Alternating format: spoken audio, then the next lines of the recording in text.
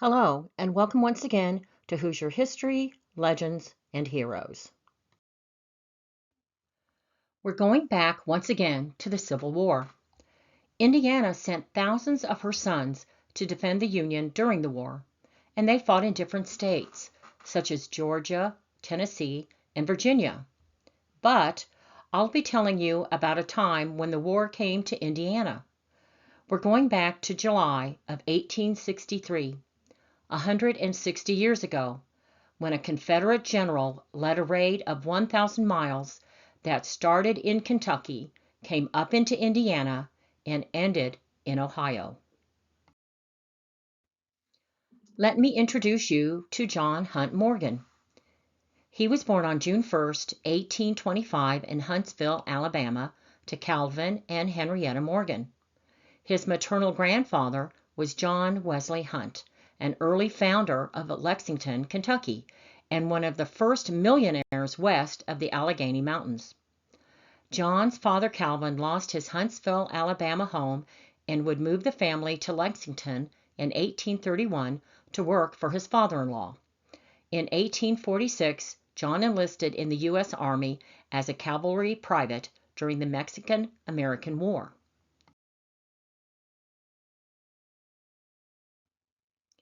By the time John reached Mexico, he had been promoted to first lieutenant and fought in the Battle of Buena Vista. Afterwards, he would return to Kentucky. Morgan, still interested in the military, would raise an independent infantry company known as the Lexington Rifles. When Civil War was on the horizon, it is said that Morgan had written a letter to his little brother Tom, hoping that Kentucky would not secede from the Union and that he wanted to give President Lincoln a chance to show that he would make a good president. But in September 1861, Morgan and his militia went to Tennessee and joined the Confederate Army. This would begin his career in the Confederate Army. July of 1863, Confederate General John Hunt Morgan would begin what is now called Morgan's Great Raid, a raid of more than 2,000 Confederate soldiers under his command, beginning in Kentucky, traveling through Indiana, and ending in Ohio. Included in the raid were 4 of Morgan's brothers, Calvin, Richard, Charlton, and 19-year-old Thomas. His brother-in-law, Colonel Basil Duke, was his second in command. In June of 1863, Morgan sent out spies into Kentucky and southern Indiana. Through his spies, Morgan would learn that only 300 Union troops were protecting Louisville. Morgan would approach his immediate commanding officer, General Joseph Wheeler, about commanding a raid through Kentucky and attacking Louisville. Wheeler liked the idea well enough that he secured the approval of Confederate General Braxton Bragg. General Bragg thought that this would turn the attention of the Federals away from himself in Tennessee and turn their attentions towards Kentucky. On July 2nd, 1863, Morgan and his raiders would travel from Tennessee and cross the Cumberland River near Burkesville, Kentucky. General Morgan crossed the Cumberland River with about 3,000 men and 4 guns. Knowing that all important places along the way to Louisville were held by Union soldiers, he knew he would need to fight the smaller garrisons and march around the larger ones to reach the Ohio River. General Bragg had given explicit orders to not cross the Ohio River, but Morgan had his own plans. For some time, Morgan had wanted to carry the war across the Ohio River and into Indiana and Ohio. July 3rd. There was a skirmish with the Union Army in Marrowbone. Morgan would withdraw and head northward toward Green River. July 4th. Morgan was headed for an important railroad bridge over the Green River at Tebb's Bend. This is where Morgan experienced his first battle of the raid. The Federal commander at the bridge was Colonel Orlando H. Moore of the 25th Michigan Infantry. Moore, knowing that Morgan was headed his way, had built fortifications around a bend in the river. Morgan arrived in front of the fortifications and demanded a surrender. Colonel Moore replied, the 4th of July was no day for him to entertain such a proposition. And with that, Morgan attacked. After 3 hours of fighting and the loss of 36 men and 45 wounded, Morgan realized that this wasn't worth more fighting and loss of more men. The raiders rode on. July 5th. Heading due north, Morgan and his men arrived in Lebanon. Lebanon was held by less than 400 men, commanded by Colonel Charles S. Hanson. At 7 a.m., Morgan's forces advanced with a battle front of 2 miles long. After some fighting, Morgan sent in a flag of truce with a demand for surrender. Colonel Hanson refused. With that, Morgan began shelling the town while men, women, and children were fleeing into the fields. At noon, Morgan sent in another flag of truce, and this time it was carried by 2 citizens, demanding surrender or they would set fire to the town. Once again, Hanson refused, and fighting resumed. At 1:20 in the afternoon, low on ammunition, Hanson would surrender. The raiders would rob the soldiers of their possessions, who were now their prisoners, and then they were moved 9 miles to Springfield.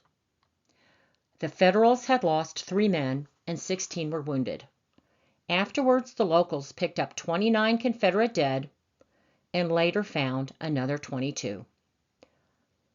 Among the dead was Morgan's little brother, 19-year-old Lieutenant Thomas Morgan. I read that Thomas had died in the arms of his older brother, Calvin. Union General Ambrose Burnside, who was stationed in Cincinnati and commanded the Department of the Ohio, sent General Edward Hobson with a force of 2,500 cavalry troops after Morgan and his men. July 6th. After riding all night towards town, the raiders encountered 25 men of the 4th United States Cavalry under the command of Lieutenant T.W. Sullivan. After having a run-in with Morgan and his men, Sullivan and his men would hold up in a large stable. As the day passed, Morgan would 3 times demand a surrender from Sullivan. It is said that Lieutenant Sullivan politely responded that he preferred to win General Morgan's esteem by making a gallant defense. 3 times Morgan sent a man towards the stable to catch it on fire. Each time the raider was shot. Now Morgan was ready to shell the stable. The defenders surrendered, being out of ammunition. Morgan would compliment Lieutenant Sullivan on his defense, but this standoff had cost him many precious hours. On the evening of the 6th, Morgan would learn that Louisville has now been heavily fortified, waiting for his arrival. Because of this, Morgan would give up the idea of attacking Louisville and would concentrate on crossing the Ohio River. Morgan now heads west towards Brandenburg. While the raiders take a 2-hour rest on the morning of the 7th, Morgan sends a small force of men on to Brandenburg to capture boats to carry the raiders across the Ohio River. Indiana Governor Oliver P. Morton is telegraphed from Louisville about Morgan and his raiders. No one really knows what Morgan has in mind and where he may be headed. One thought is that once on Indiana soil, he may try to ride to Indianapolis to free the Confederate soldiers imprisoned at Camp Morton. Governor Morton issued a proclamation ordering the Indiana Legion regiments to repel the invaders. The citizens of Indiana were in a panic. When the advance party arrived at Brandenburg, they would capture the steamer J.T. McCombs. The raiders would fly a distress flag, and the steamer Alice Dean would come alongside to be of assistance. Instead of finding a steamer in trouble, they would find themselves overrun by Confederate soldiers. Word had been sent into Indiana that Morgan had 2 steamers at Brandenburg. A call was sent out to the men of Corydon. At daylight on July 8th, a small cannon was placed in a position opposite Brandenburg, aimed at the two steamers. Because of fog and the nervousness of the volunteers manning the cannon, the shots that went across the river went high and wild. Arriving at 10 a.m. on July 8th, Morgan finds that there are two steamers waiting for him to get himself and his raiders across the Ohio River and to land on the opposite shore at Mockport. When Morgan's men rowed down to the riverbank, they found both steamers intact. After boarding a number of his men, and the steamers were moving, an attack opened up on them from the Indiana shore. The river was 1,200 yards wide, so the muskets were of little effect, but a shell from the cannon did land and burst among the men. Morgan hurried the best he could and soon landed half of his command on the Indiana bank, where Union Lieutenant Colonel William Irvin had posted men of the Indiana Legion behind houses and haystacks. Morgan's men charged the militiamen, and they were driven back over a ridge some distance from the river.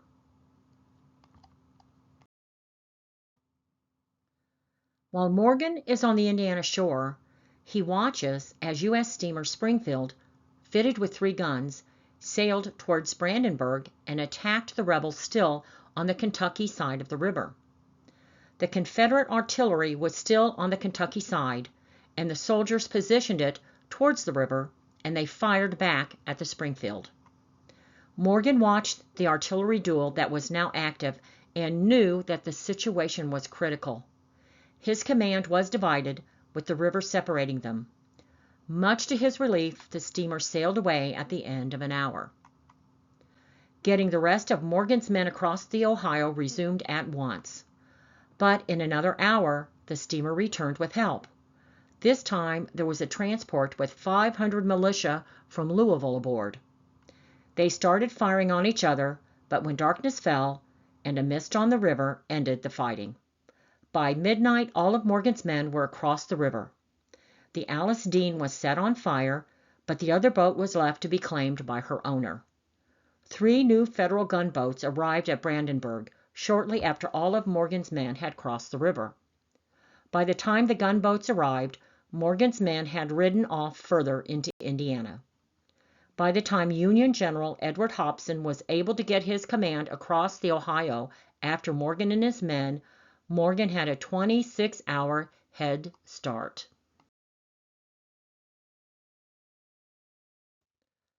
Morgan and his men spent the night of July 8th camped 4 to 6 miles north of the Ohio. On July 9th, Morgan and his men headed towards Corydon. 4 miles from the town, they found a line of home guards near the home of clergyman Reverend Peter Glenn.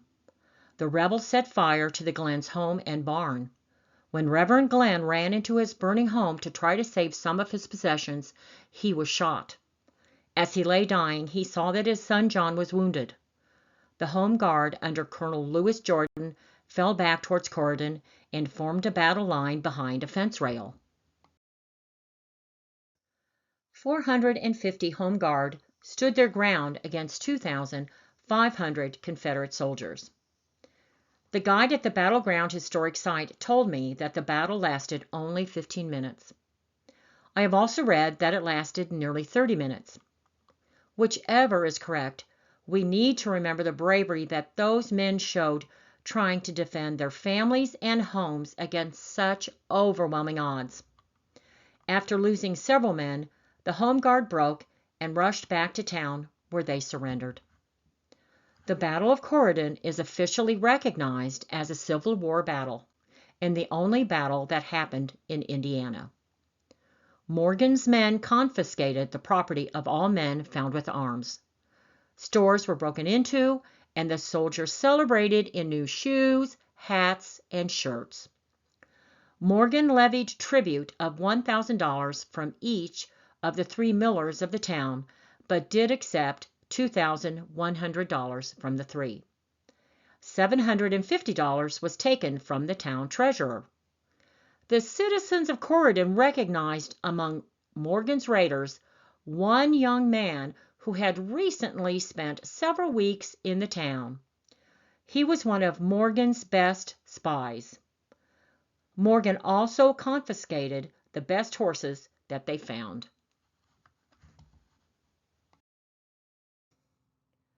After leaving Corydon, they looted, stole horses, and killed on their way to Salem. Arriving before the town of Salem on July 10th, they found another small body of home guards blocking the road. The advance regiment charged the local men, and they fled. In the town, there were others in a line, but they quickly ran off, with many of them throwing away their guns. Morgan ordered a short halt so that the horses could be fed, burning railroad bridges, levying tribute on the millers of $1,000 each, and pillaged local houses and stores. The following is a story told in Salem. One miller handed him a roll of bills. When Morgan counted the bills and found that he was given $1,200, Morgan handing back the extra money to the miller, he said, "Here, take these back. Do you think I would rob you of 1 cent?" Those who broke into the local stores pillaged without rhyme or reason. To the rebels, Salem seemed to have unbelievable riches. Each man took what they could to take back home to their families. In some regiments, nearly every trooper had a bolt of calico or some other cloth that would be tied to their saddles. It is said that one man took a bird cage holding 3 canaries, another a chafing dish, and another proudly carried away 7 pairs of skates.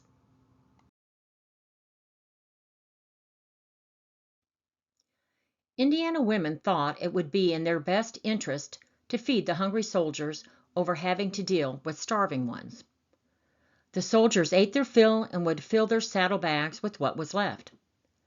There is a story that the women had pies laid out for the rebels. The rebels were afraid to eat the pies, fearing that the women had poisoned them. It is said that as the soldiers stood by and watched, Colonel Duke grabbed a pie and ate the whole thing by himself. Since he did not drop dead or end up doubled over in agony, well, the rest of the pies disappeared pretty quickly. Leaving Salem at 2 p.m., the soldiers rode to Vienna, burning railroad property there, and made it to Lexington, where they camped for the night. On July 11th, Morgan and his raiders would find a strong garrison at Vernon in Jennings County. He halted near Vernon and sent in a demand for surrender. Colonel Hugh T. Williams of the Indiana Legion replied to Morgan that he must take it by hard fighting. Williams asked for 2 hours to remove non-combatants from the town before the battle would begin. Morgan was pleased to agree to this because he secretly continued toward DuPont while the Federal soldiers were concentrating on getting people to safety. Reaching DuPont in the evening of July 11th, they came across the Mayfield home. Mayfield was one of the most prosperous men in the area, owning the Mayfield store and smokehouse. Morgan's men would take 2,000 hams and took about $1,600 in merchandise from his store. It is said that one of Morgan's men, Kentuckian Harry Snook, was so enamored with Josephine, Mayfield's daughter, that he vowed to return after the war and marry her. He kept his word. Morgan and his men arrived at Versailles on July 12th. The rebels placed a cannon in the town and had it aimed directly at the Ripley County Courthouse. There were 300 local men at the square, prepared to defend the town. With the cannon threatening the courthouse, and seeing that they were greatly outnumbered, the local men would surrender to Morgan. It is said that Morgan took $5,000 from the county treasury. The local stores were looted, and once again the women cooked meals for the rebels. All sound horses were taken. Morgan is now made aware that the Federals are getting closer. Leaving town, Morgan sent small squads in different directions. Orders were given to meet at Sunman. Then, the plan was to ride hard through Dearborn County and head for Ohio. Morgan has come to the realization that the whole state of Indiana was against him. There was militia posted in almost every town, and he figured that he would find the same defenses against him in Ohio. With the Union Army getting closer, Morgan's thoughts were now of escaping back across the Ohio River. Between New Alsace and Dover, a company of home militiamen were searching for raiders in the North Dearborn Hills. They sure found them. Finding some of Morgan's men in a ravine, they began firing. Not really knowing how to ride and at the same time shoot the enemy, no raider was hit, but the raiders did retreat with the militia following. As the militia rode up the hill, they were greeted by Morgan's main column in a battle line. Needless to say, the Hoosiers turned around and retreated, and kept going until they reached Lawrenceburg. On the afternoon of July 13th, Morgan had finally left Indiana, and he was now in Ohio. Morgan said that he was glad to be out of a state where every man, woman, and child was his enemy, every hill a telegraph, and every bush an ambush. Morgan and his men were in Harrison, where he was 25 miles from Cincinnati. In Cincinnati, Union General Ambrose Burnside thought that Morgan would head for Lawrenceburg on the Ohio, which was 25 miles below Cincinnati. Burnside concentrated militia and gunboats there. Morgan would learn of this and knew that crossing at Lawrenceburg was now not an option. He was now planning on passing close to Cincinnati with the plan of crossing the Ohio at some point above the city. Morgan was now heading east towards Buffington Island. Avoiding Cincinnati on the 13th, heading east, the raiders were harassed by small bodies of militia and home guard. They found bridges burned and trees blocking roads. On July 18th, the raiders were near Pomeroy, where once again they had sight of the Ohio River. By this time, General Hobson was just a few miles behind the raiders, and troops and gunboats were keeping watch on the Ohio. Morgan continued on by the river road to Buffington Ford, which he reached at 8 p.m. Morgan heard that there was an earthwork at the Buffington Ford and it was manned by the militia. Arriving after nightfall, Morgan decided to wait until daylight to attack. Exhausted raiders who were on guard duty must have fallen asleep because in the morning, July 19th, they found that the works at the ford had been evacuated. Before Morgan and his men could start to cross the river, Federals had arrived.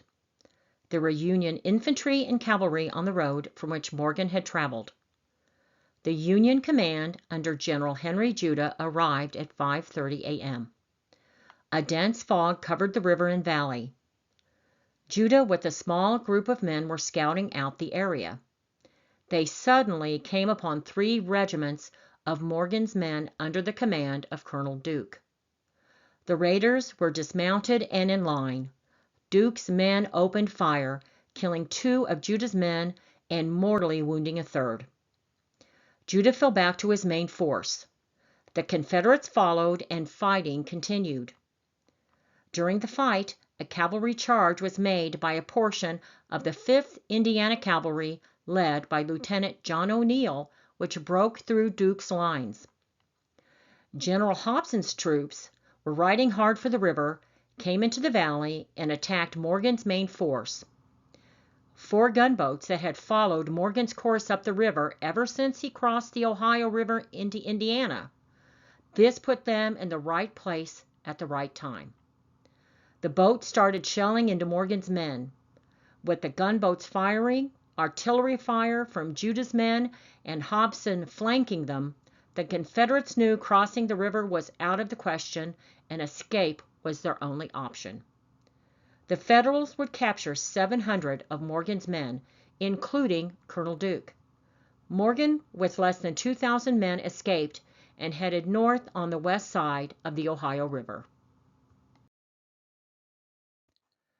On July 20th, after a fight at Geiger's Creek and under a flag of truce, the Union demanded an immediate surrender from the raiders. Confederate Lieutenant Colonel Cicero Coleman asked for an interview with Union General James Shackelford, requesting 40 minutes in which to make a decision. At the end of 40 minutes, the surrender was accepted. Counting the prisoners as they were being disarmed, the Union realizes that Morgan, with about 500 of his men, had escaped and were heading west. On July 24th, Shackelford, with 500 of his men, found Morgan with his men in the town of Washington. The Union pushed Morgan and his men towards a swift stream, which the raiders crossed and then destroyed the bridge behind them. 375 men from the 9th Kentucky Cavalry joined Shackelford in the pursuit of Morgan. By July 26th, Morgan and his men knew they had no other choice but to surrender. Morgan hatches one last plan. He believes that he will be treated much more fairly if he surrenders to local militia officers rather than to the army. In New Lisbon, Morgan would speak with locals Judge Cornelius Curry and James Burbick, who was in charge of the local militiamen. Morgan would ask Burbick if he would accept the surrender of his sick and wounded soldiers. Burbick agrees to this. Morgan then asked him if he would accept the surrender of his whole force, with Burbick asking on what terms. Morgan asked that his men and officers be paroled and sent home. Morgan told Burbick that he had the right to surrender to anyone. Morgan would say that he wanted an immediate answer, yes or no. Burbick agreed to accept his surrender. Now there were Union forces right behind the raiders, and General Shackelford was sent for. Morgan would write up to Union Major George Rue and told him that he had surrendered to a militia captain who had agreed to parole him and his men. Rue refused to recognize this surrender and told Morgan that he and his men must remain where they were until General Shackelford arrived. Shackelford would tell Morgan that the surrender to a militia captain was absurd and ridiculous, and he would not accept it. Morgan would be imprisoned at the Ohio State Penitentiary. It is said that Morgan's raid was 1,000 miles through Kentucky, Indiana, and Ohio. Morgan and his raiders reached further north than any uniformed Confederate regiment of the Civil War. The estimated cost of the raid to Indiana was $1 million, and that didn't include the lost crops due to neglect. On November 27, 1863, Morgan and 6 of his officers would escape from the Ohio Penitentiary by digging a tunnel and lowering themselves down a wall with a rope made from bunk coverlets. After midnight, they boarded a train that took them to Cincinnati, but they would jump off before reaching the train depot. He and another one of his officers hired a skiff, which took them across the river. Morgan would then return to active duty. On September 3, 1864, Morgan would arrive in Greenville, Tennessee. Union troops were notified that Confederate troops had entered Greenville, and later on they would learn that Morgan was one of them. On the morning of September 4th, Union forces entered the town, and later on gunfire rang out. Morgan was awakened and tried to flee from the mansion where he had spent the night. Union soldiers entered the property and saw a man clad in white shirt and trousers near the summer house. As they raced towards him, he fired pistols at them and dashed into a vineyard. As Morgan was running towards a hotel, Private Andrew Campbell caught up with him. Campbell repeatedly demanded that he halt, but Morgan kept running. Private Campbell fired, hitting Morgan in the back and the bullet entering his heart. It was not realized until later who it was that Campbell had killed. General John Hunt Morgan would be laid to rest in the family plot next to his brother Thomas, who had been killed in Lebanon, Kentucky, during the Great Raid. They are laid to rest with their family in the Lexington Cemetery, Lexington, Kentucky. Thank you for watching, and I hope you enjoyed hearing about Morgan's great raid through Kentucky, Indiana, and Ohio, plus learning about the only Civil War battle that happened in Indiana. You can visit the battlegrounds in Corydon, and if you do, you can stop by the Visitor Center and pick up a book, The John Hunt Morgan Heritage Trail in Indiana, authored by Laura Schmidt Cahill. It has maps, pictures, stories, and information telling you how you can follow the trail Morgan took through southern Indiana. Be sure to subscribe, like, share, and click on the notification bell so that you will be notified when the next Hoosier History, Legend, and Heroes video is uploaded. Until next time,